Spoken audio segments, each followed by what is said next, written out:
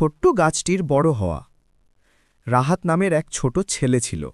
তার স্কুল ছুটির দিনে সে উঠোনে একটি ছোট্ট আমগাছের চারা পেল।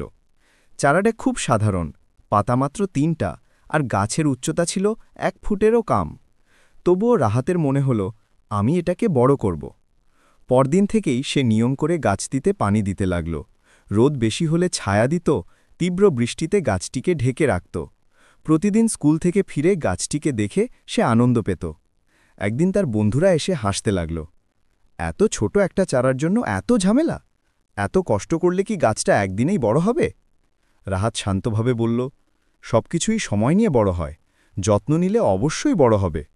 সময় যেতে লাগল, শীত গেল, গরম এলো, রাহাতের গাছটিও ধীরে ধীরে বড় হতে লাগল। একদিন ছেলেটি দেখল গাছটিতে প্রথম নতুন কুঁড়ি এসেছে। সে খুশিতে দৌড়ে গিয়ে মাকে ডাকল। কয়েক বছর পর গাছটি বড় হয়ে উঠল, ঢালু ছায়া, ঘন পাতা আর শক্ত ডালপালা।